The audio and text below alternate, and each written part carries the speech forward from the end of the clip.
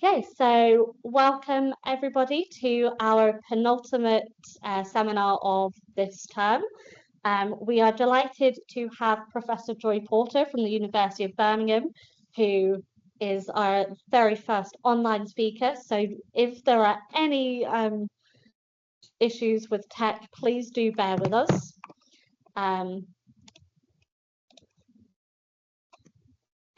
Hopefully it will be smooth sailing, but yeah, please bear with us if the tech does play up a little bit. So Joy is the 125th anniversary chair for University of Birmingham and Principal Investigator of the Treatied Spaces Research Group, an interdisciplinary, internationally collaborative research entity dedicated to addressing Indigenous environmental, political, historical, and cultural concerns, and to making them central to debate across disciplines. Her talk today is titled Writing Contested Histories and Heritage Contexts, the case of Edith, Lady Londonderry of Mount Stewart, Northern Ireland. So without further ado, over to you, Joy. Thank you so much, Naomi. I'm just checking, can you see this title slide here, Writing Contested Histories? Yeah? Is that still on your screen? Yes, fantastic. Right, well, thank you for the lovely introduction. And I'm really delighted to talk to Leicester, especially because there's so many museum studies folk there and people interested in heritage. And I thought you might be interested in this because it's about how you write history in a place with very polarized approaches to heritage and approaches to places. And as you probably know, Northern Ireland is one such place. And this place that we've been looking at is kind of the epicenter of power for the British Empire within this northern bit of Ireland. So, and it's a place that survived overt violence, but it's still somewhere that's very complex for the National Trust to market to their visitors. And it's a complex place locally. And there are needs for how this is going to be used in the future by all sorts of people, and a need to diversify who gets to use it. And right at the heart of this place is a woman, which I kind of liked, because normally you get these stories of daring do from viceroys and so on. And her husband was very important. He's the Marquis of Londonderry. And, you know, he has his own very important role within the government, especially leading up to the Second World War. But Edith really is someone who captures your heart. And she walks that very careful line between both sides of the kind of political spectrum. So we've been studying this as part of a bigger project called Historic Houses Global Connections. And here's a little graphic just to say what this really quite large project is doing.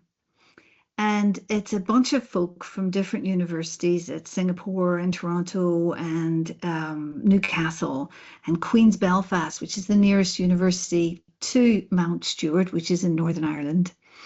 And we, in the bigger picture sense, are looking at two different houses that are 10 miles apart. Mount Stewart, where Edith lived, and Clandy where Lord Dufferin lived, who was another big figure within the empire, but in an earlier period. So it's quite interesting that you have two empire homes within 10 miles of each other, which are both in their own ways understudied. Mount Stewart is under the care of the National Trust, although there's a historic family still living in part of it. And Clandy, it was a home to Lindy Guinness, one of the Guinness family, who not long ago passed away. So now it's in that transition state, I think, from being a private home to being something else, a quasi-private home, I guess. So we're looking at all of this according to 6 themes, and we're doing lots of different work. As you can see, there's lots of outputs and impacts. But the most conventional stuff we're doing is writing, what I call proper history, where you're going into the archives, you're looking through the archives, and you're coming up with new interpretations, new lenses, new methods, new ways of saying stuff that changes or moves the dial on existing thinking. And the bit that I'm particularly interested in is to do with Edith. And I really became seduced by her. I am largely a biographer, but I very much became seduced to her through her garden. And the little 10,000 word article that I supplied that goes with this lecture, and it was nice for me to give this lecture because I just finished the article and I thought it'd be great to hear what folk at Leicester might think of this idea. And if you can be critical, it'd be lovely to hear what you think and get some feedback. And if you find value in it, let me know that too. That'd be really good. So this came at a good point for me to test those ideas. Okay, so what's the idea that I'm within this project, developing? So it occurred to me looking at Edith's story, and she's tremendously accomplished, beautiful, but also very good at socializing, very good at seduction, quite frankly, and enchanting people. And she's also someone who's a political player. She's not just a society hostess, and she can be dismissed in that way. When you go to Mount Stewart, if you do, you'll be surrounded when you go to the house by this enormous, fabulous, beautiful garden, which was her life's work. Now, people writing histories of important people, it's often been the case that the garden has been relegated. It hasn't had the same parity of esteem as the house itself. And as historians, we're used to thinking that the important stuff happens in the monument room or in the library or, in the large drawing room. That's where the stuff that matters happens. But what I am arguing in this little article that I've sent out with this piece of work, rethink this when it comes to people so phenomenally rich that they were able to leave us an archive in their garden. And I argue that actually the gardens tell us as much about Lady Edith and her husband and the times they lived in and what they were doing as colonial forces really in Ireland and unionist forces in the north of Ireland. It tells us as much as the archives. And why might I argue that? Well, I think that the archives are in themselves quite mediated through the filter of what the family allows to be put in the public record office. But the gardens are, as an archive, much more accessible. Anyone can walk out there. Anyone can understand what it means to grow the amazing plants that she grew and to move trees from all over the world and to bring, I mean, she was spending a fortune on soils just so she could grow a particular exotic plant or bloom. So the normal way we look at archives is this kind of thing. And you've probably, as historians, spent a lot of time. And you do access the past. I mean, sometimes the smell and the feeling of the archive. I remember doing a biography of a First World War soldier, and opening his notebook, you could smell the mud, you could feel something through the record. But I'm suggesting, and I'd love to know what you think of this idea, that you can actually read the past through gardens and sculpture and the kind of rooms that get created within a garden space. And I think this could be quite useful because if you see the garden as what I call a worlded archive, so it's an archive that brings in all of the world. So in this garden, for example, There are, lilies from the Himalayas. There are things from India that she's brought over. There's imagery and there's representations of the British government, of key figures in the literary social world, that really the garden, this garden anyway, is much more than simply backdrop.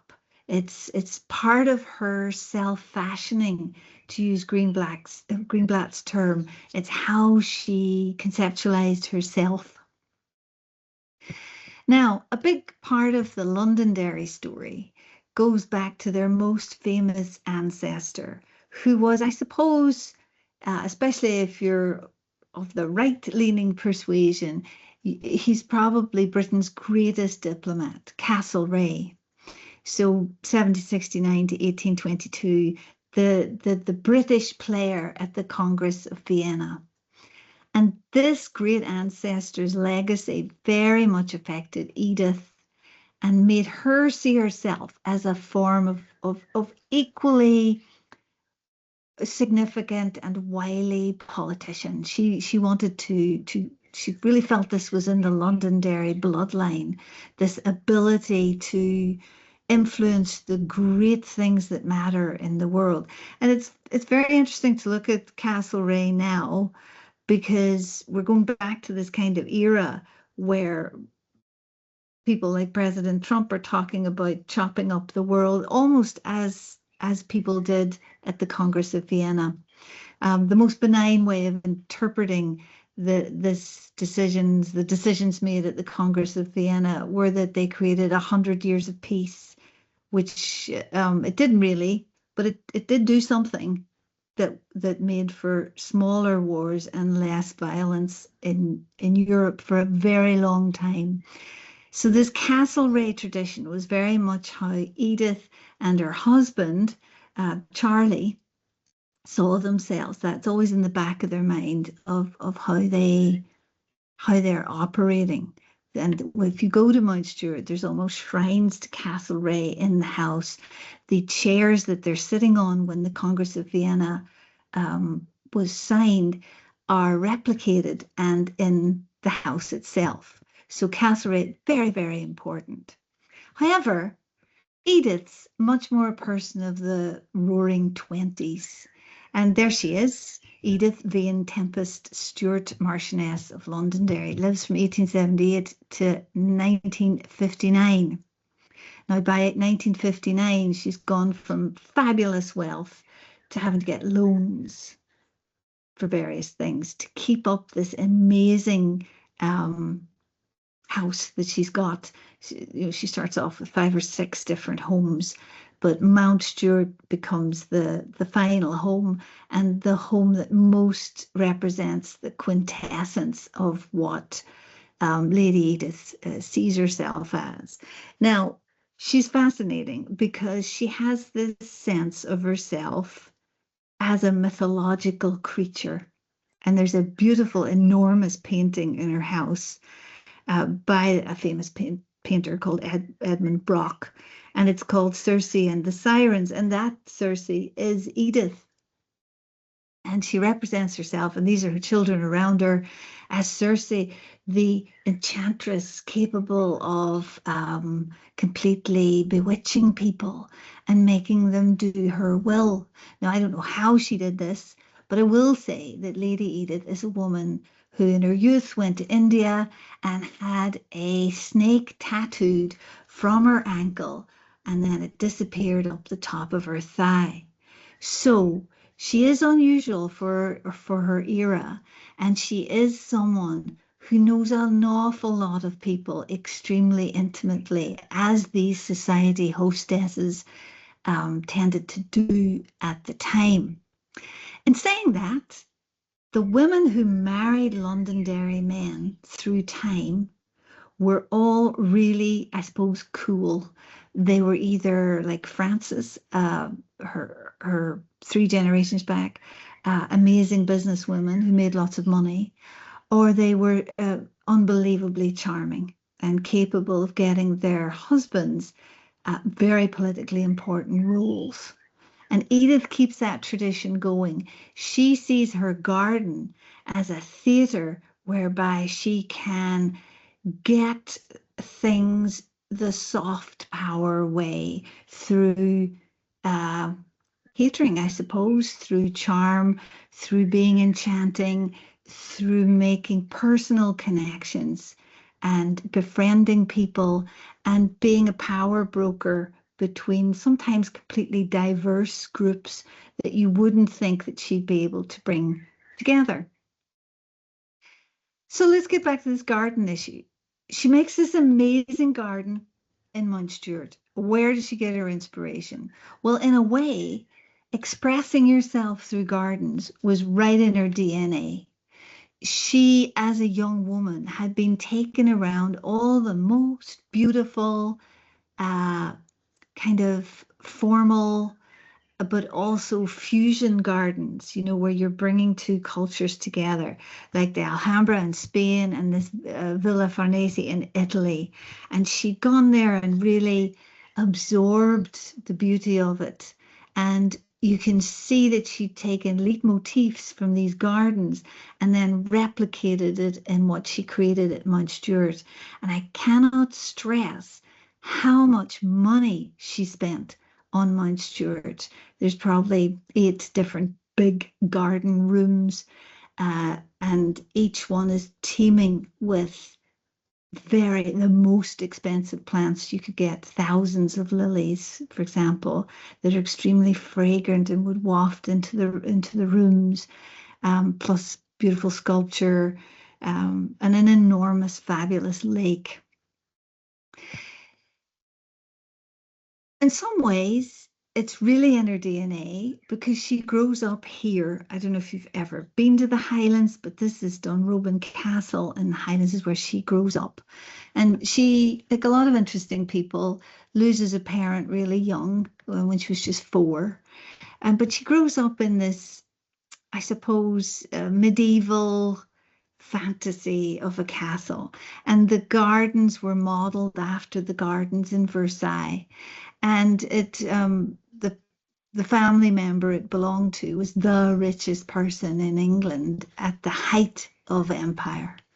So this is kind of, I don't know what the comparison would be today, but really she grew up experiencing and at the heart of kind of Zuckerberg levels of wealth, Elon Musk levels of wealth, where really money doesn't matter half as much as other things. We're talking a phenomenal amount of wealth. And this is the Sutherlands, who are connected, of course, to the Highland clearances and so on.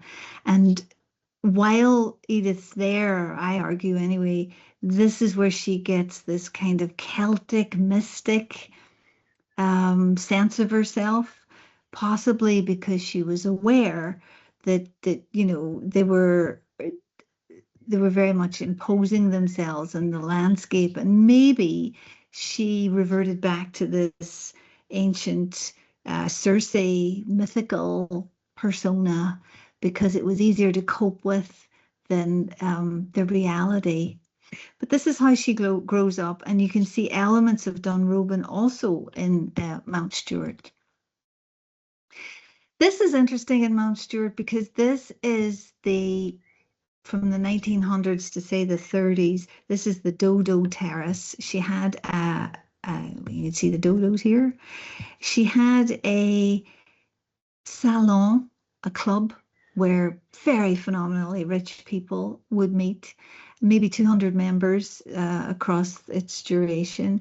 And it was called the Ark. And there's the Ark represented in, it's actually cast concrete, but it's mixed in with stone.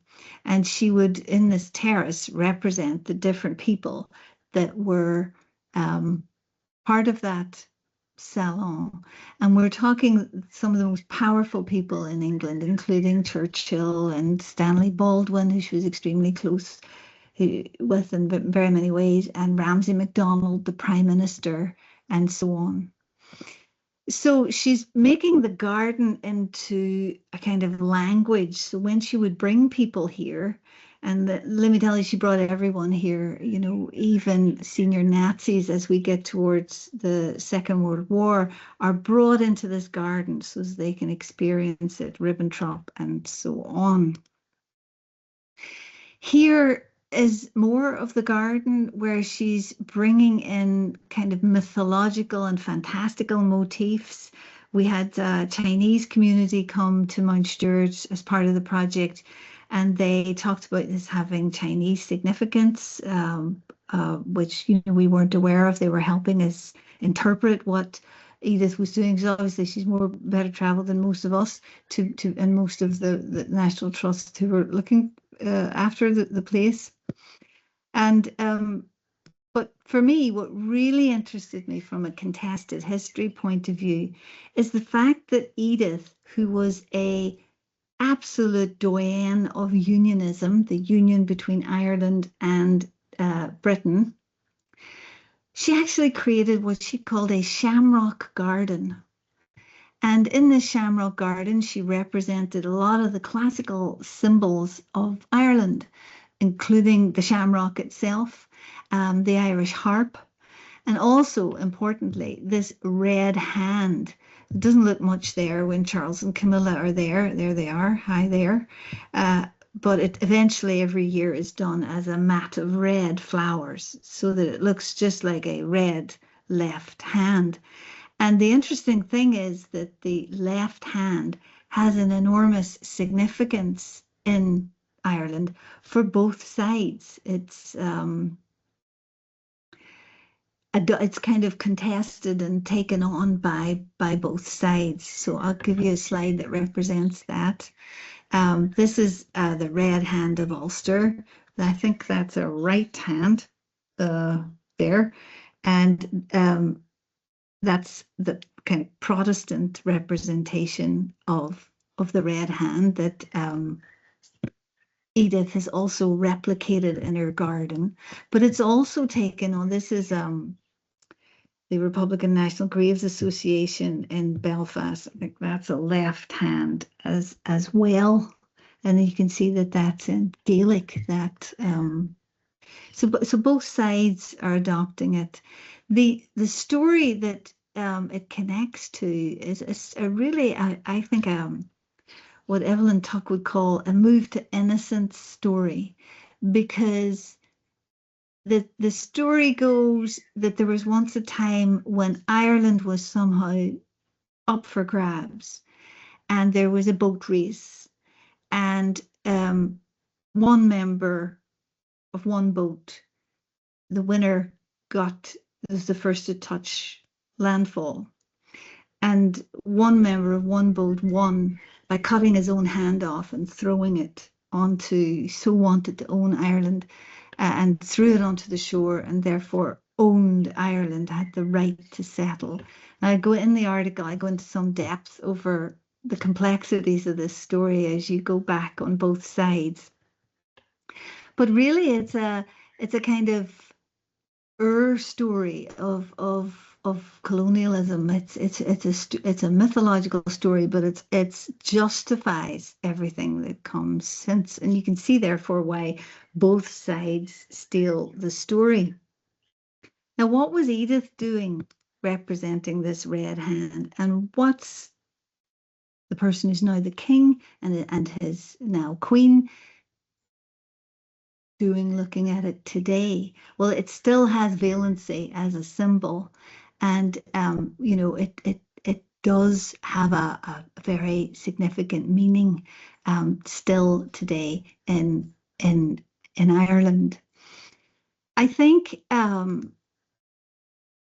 it's complex because even the shamrock, for example, has been very much misinterpreted. The shamrock, really, there's a bunch of trefoils that look similar. They're not actually indigenous to Ireland. You can get them all over the place. And really, it's the English who make the shamrock synonymous with Ireland, because there was a time when the Irish were so starved as a result of colonial expansion that they were seen eating the grass and the roots and in particular eating shamrock to survive. And so they were connected with shamrock. So it's so fascinating that symbols that have their roots in colonialism end up being co-opted or identified with kind of the opposite, which is a wider Irish nationalism. And in the same way, this red hand has valencies for both sides. So what was Edith doing? I'm still not entirely sure, because she's representing a left hand on in soil and then plants. She's going to plant this up with plants. And the left hand, the left red hand, when she wrote about it for the National Trust, she connected it to that story and said that her family, her ancient way back family, were the very people who threw the red hand onto Irish soil. But there's another story connected with her family that says really this was just connected to the baronets that owned chunks of Ireland. So I'm not entirely sure what she's doing with this garden space, or whether she's allowing a multiply interpretable symbol to be multiply interpreted, because one thing she was brilliant at was at bringing diametrically opposed people together in garden spaces in order to do various sorts of power broking and diplomacy. So I find that really rather fascinating. I can't really stress enough, and I hope it came across in the article, just how much fantastic amounts of money, particularly from about 1915 through the 20s, that Edith Londonderry spent on this garden.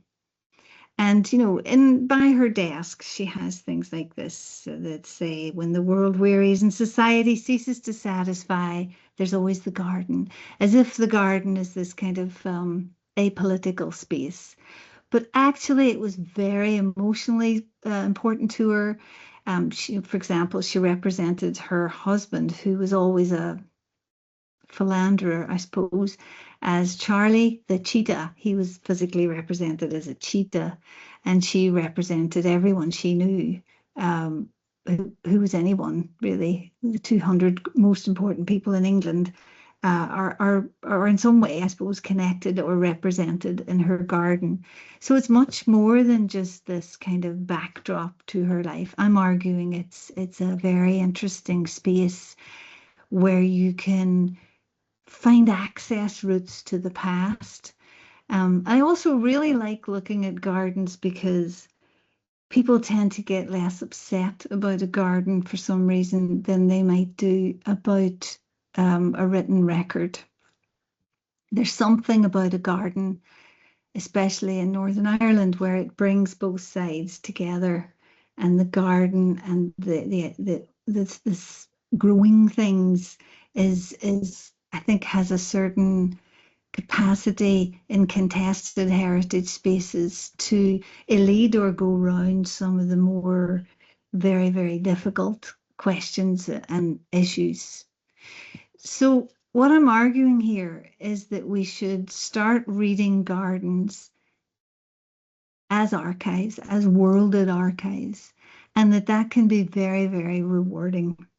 There's already been interesting work, and there's more to do, I think, about saying how gardens are how plants are brought from all over the world, and what, pondering this question of what really are the rich doing here? Why are they making the colonial space? Why are they making colonized spaces into England and bringing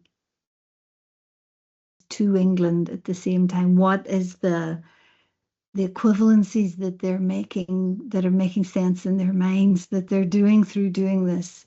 And for Edith in particular, the amount of money she spent was phenomenal, even just on soil improvement and having plants grown, sending plant hunters across the world, and then having them carefully grow what really was not ever intended to be in Northern Ireland.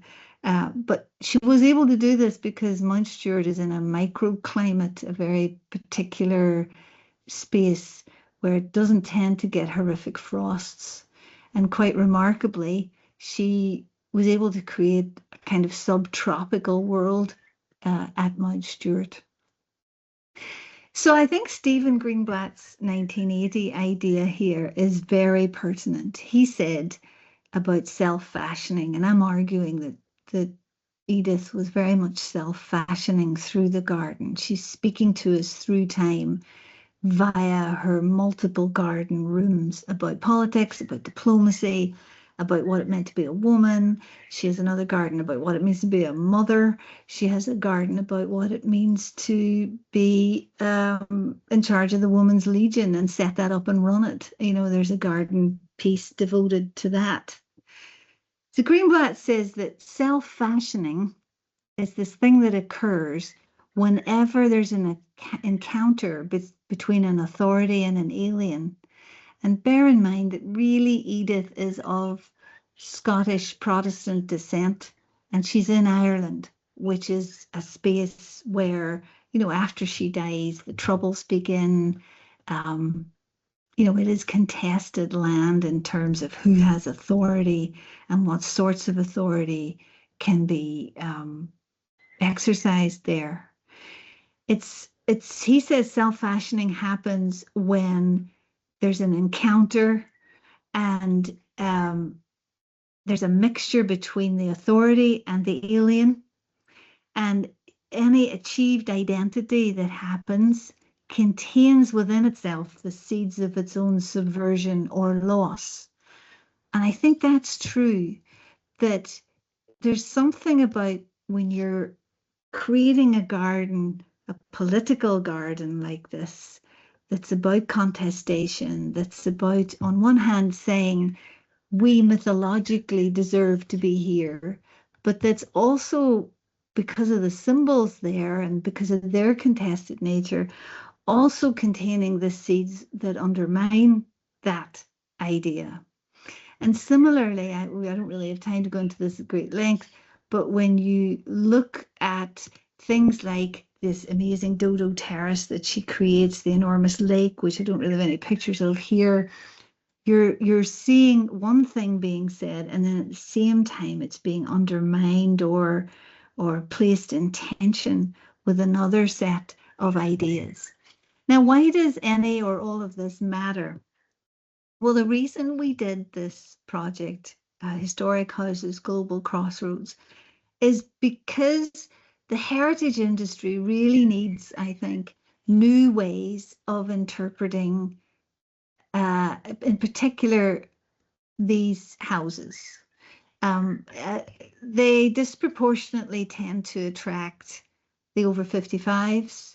You know, the image of them is you go there and you have your cup of tea and your scone and you're over 55 and you're receiving what's been called authorized heritage discourse.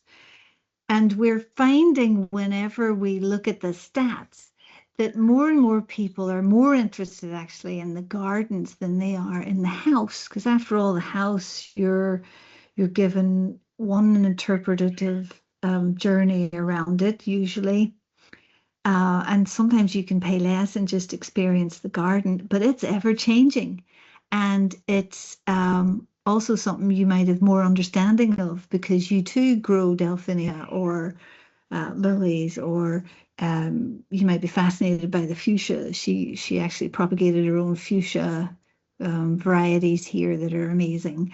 And there's, I think, a bit of a shift happening where people are more interested in the gardens than the houses.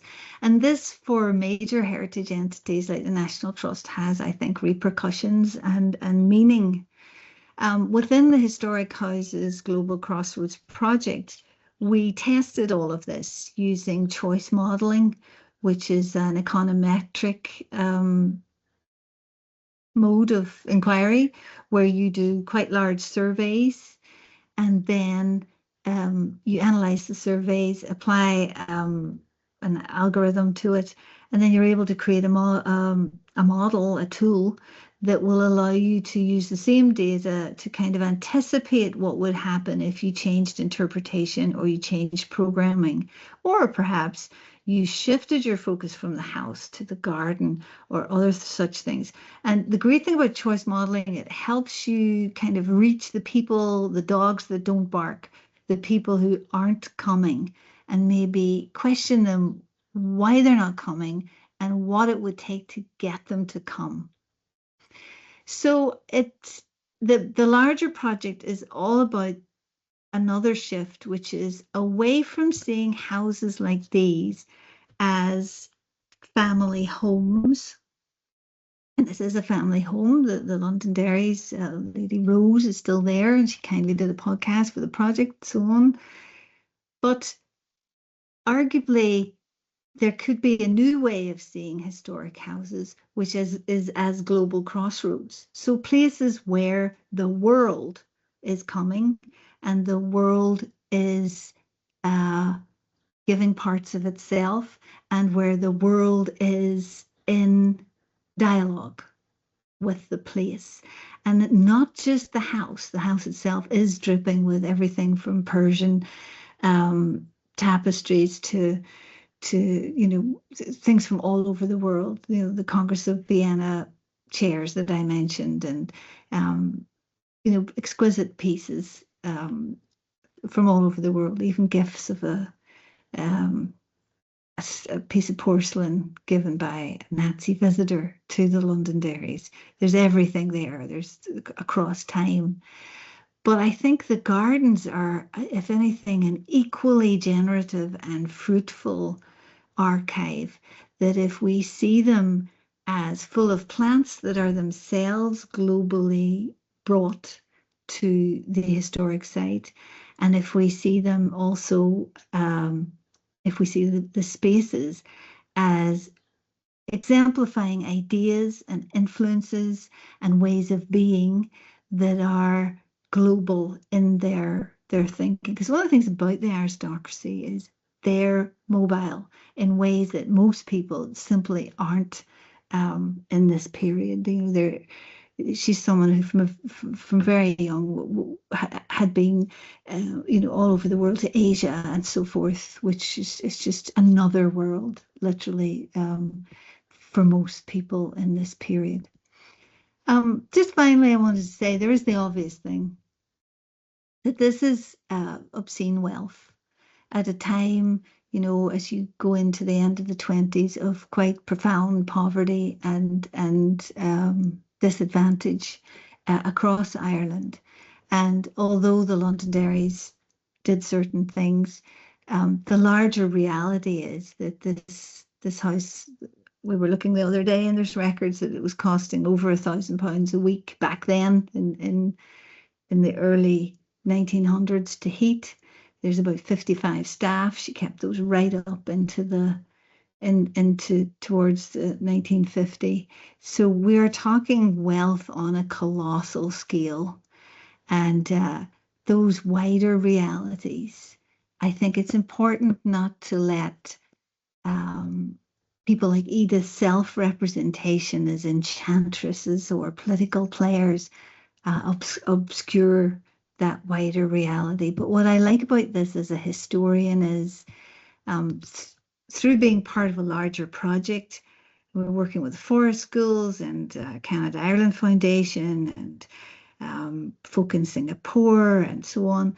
We're really trying to be, as historians, of value to the heritage industry. And with that, I'll stop because my clock is telling me to stop. And I'd be delighted to hear any thoughts and ideas that you might have.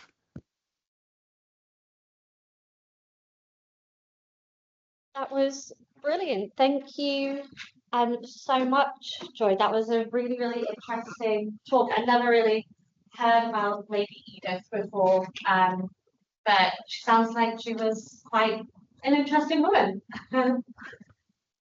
So we'll open the floor up to any questions, whether for our online audience, if you have any questions, please do pop them into the chat. Does anyone in the room have any questions? If not, I can kick us off because I have a couple. Just to take host prerogative, maybe I'll move so you can actually see me. No.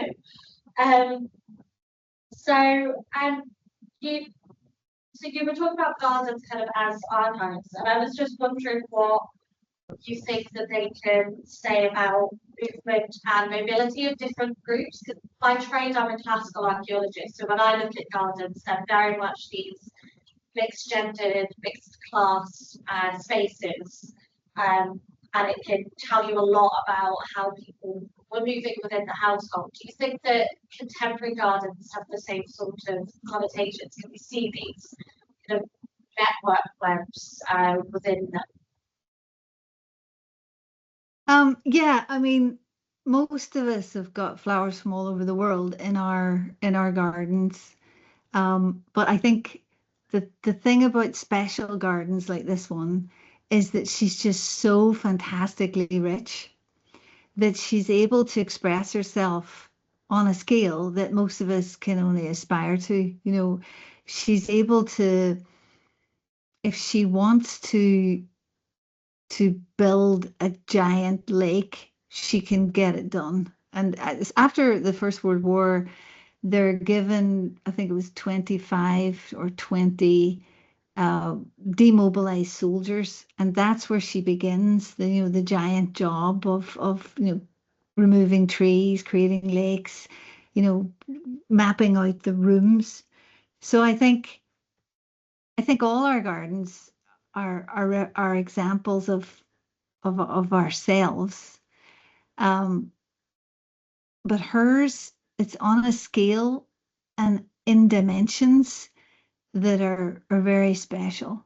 And saying that, we're talking now and we're using technology that in many ways is global, but it also implicates us in various processes that we might not actually want to be part of. We mightn't like that there's various rare earth metals and critical minerals within the technology we're using that are deeply problematic.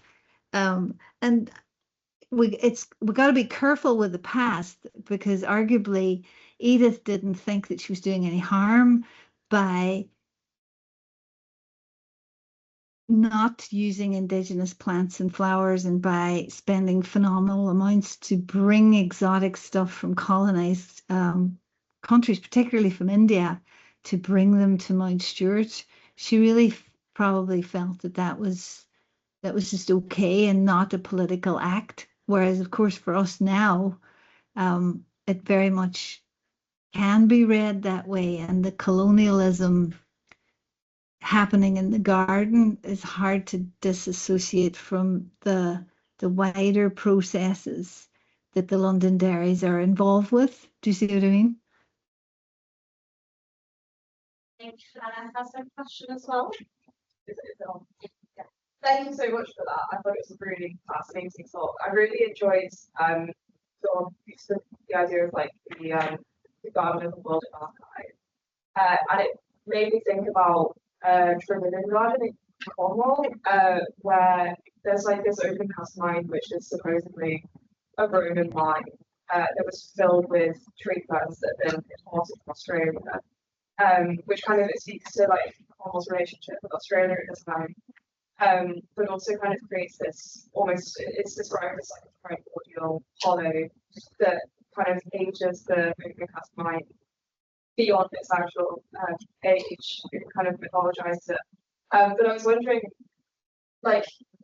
how previous landscape features are engaged with, and perhaps previous garden features, the garden's history before it became a garden, or kind of as it developed as a garden, how that history in that place is dealt with.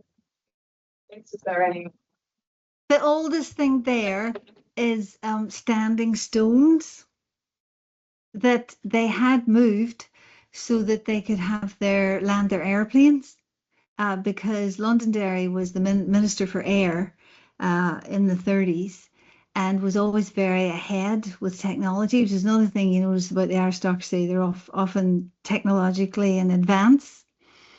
But there's talk now of making these standing stones stand again, which is it's kind of surprising that Edith would have disrespected that really ancient past, because she was all about trying to say that the Londonderrys were connected to the very soil and that they go right back to the earliest records. And one of the things I'll just show you that she put enormous work into. Am I showing you the right thing? Maybe not. What are you seeing right now? Sorry, you're seeing a document. I'm trying to show you that image. She put enormous work into this. If I can show you, hang on, this. Okay, so this is called Tir na Nog, which in ancient Gaelic mythology means the land of the forever young. And she created it, that's it there, beautifully housed within this idyllic set of trees. And it's basically a large plot of mausoleum where she's buried and anyone who's anybody in the family is buried. And it's extremely beautiful. But it's fascinating that she chose to create a mythical Irish space as her final resting place. Now, whether she was just using Irish traditions as a motif, or whether she was actually trying to say, we're embedded in the land, we go back to the very earliest records, it's probably the latter, because Tir na Nog's probably the most special place there. And, you know, as places to be dead in, it's probably, you know, gorgeous. It overlooks the lake and it's fabulous. But it's this urge that I find so fascinating to constantly create mythologized selves, a kind of dis-ease and a need to not be what she was, but to instead be this mythical creature, this Celtic romantic revival kind of amalgam of Gaelic Highland Scotland and Gaelic Ireland. She was creating this mythology that was an amalgam of all of this, and it mattered so much to her that it's how she saw herself in death. I don't know if that answers your question. Oh, thank you. That was really interesting. I guess it's really interesting that in this kind of creation of mythology, she kind of rejects some of the subject matter that is at hand, like the standing stones. Yeah, thank you for that. Yeah, I mean, I'll be fascinated to see future work on heritage, because, you know, something has to happen with how these aristocratic places are understood and seen. You know, they are all our heritage, I suppose. But I do make the point in other work that, you know, we aren't pouring the same funds into historic city centres that are just as old and have just as interesting architecture and sometimes gardens. But we do put so much money via the National Trust and Historic England and so on into maintaining these aristocratic spaces. And I find that a fascinating juxtaposition as well. I have another question, again, just to take over as the host, which is kind of related to what you were saying in response to Hannah's question. But within your talk, you mentioned a few of the mythological associations, not just with the garden, but with Edith herself, with Cersei. And what do you think the big gardens like this can tell us about how these aristocratic people were engaging with the past and with past mythologies? And do you think that has had kind of a resounding impact on how we now understand those past cultures?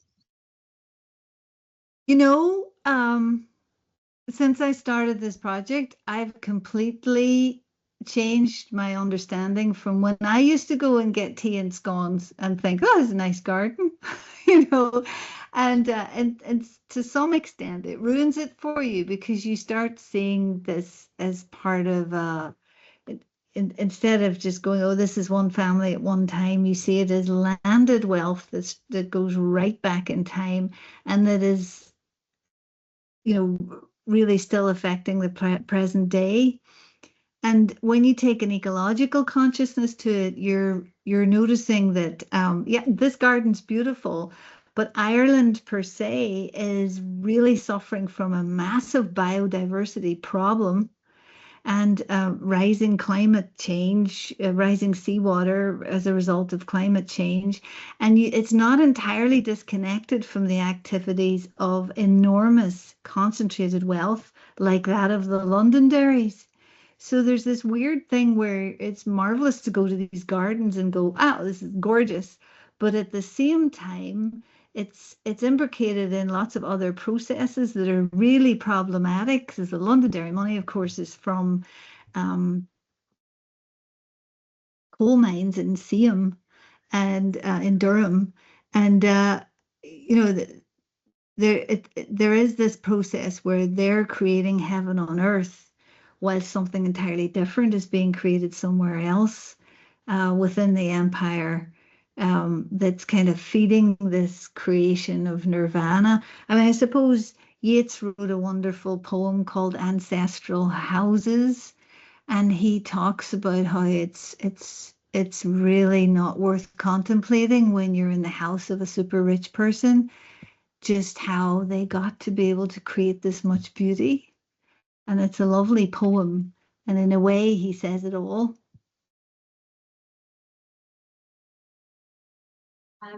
Anyone? Oh, yeah.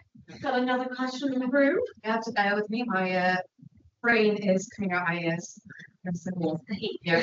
But yeah, I just want to say thank you so much. And that garden, it's incredible and it's just vast. It really gives me the sort of excitement over psychoanalysis and like Freud and T.S. Eliot, just that layering of all these different symbols. It takes me back to my A-levels, it's the whole thing. But what makes me curious is, like, going back to what you said, like the language of the garden. We have instilled in us a very clear language of the historic houses. Like, we know as we're moving through, we have a gist of what's going on. Yeah, we're in the kitchen, we're in the hallway.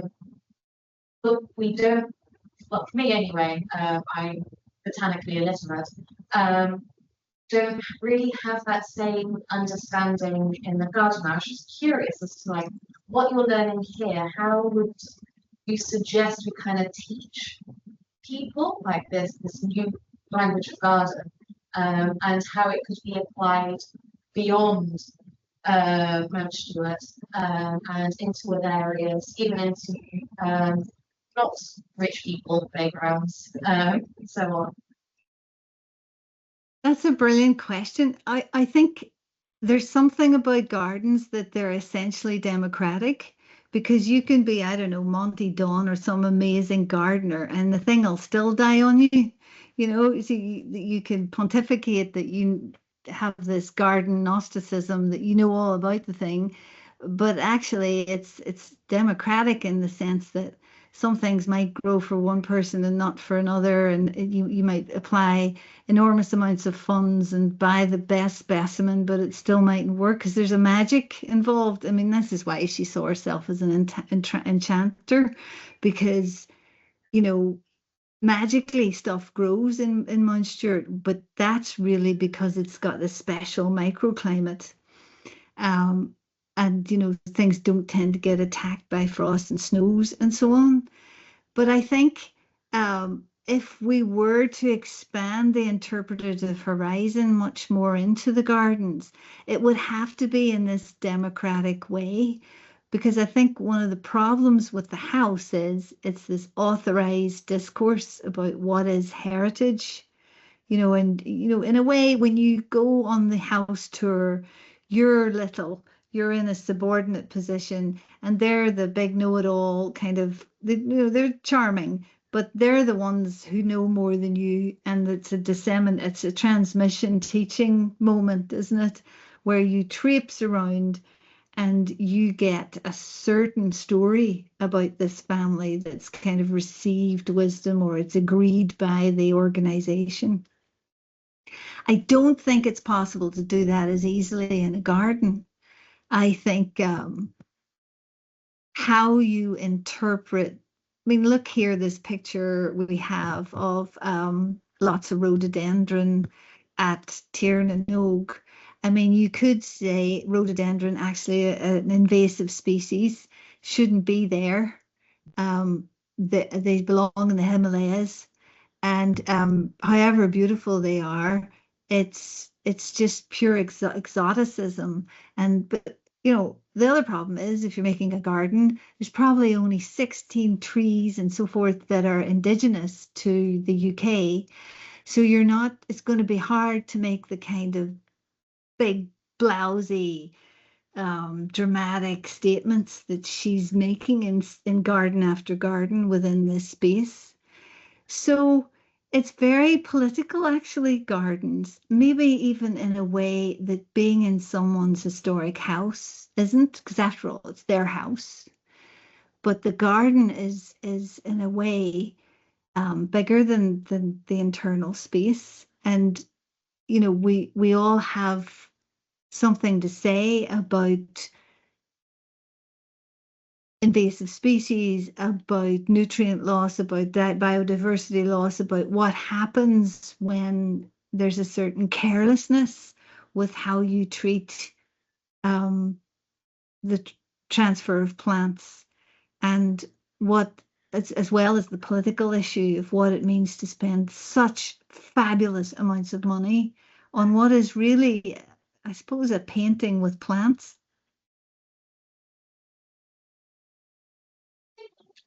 Okay. I think that we're almost at the end of the time, so I think that's a really great place to end it. Just want to say a massive thank you to our online and in-person audiences. Do join tomorrow for the final Museum Studies lunchtime seminar, which is from 12 to 1, both online or in Kathleen Kenyon room 0.02. We'll have Professor Alison Earsley from the University of Westminster talking on the museum accessibility spectrum. And next Wednesday, we have our final Wednesday seminar of the academic year by Dr. Hardy Dinser from the University of Edinburgh, presenting on antiquity and the invention of whiteness. But for now, just want to say a massive thank you to Joy for such an incredible presentation, and really appreciate the teams for working. But yeah, thank you so much to Joy for such a really, really amazing presentation. Thank you so much.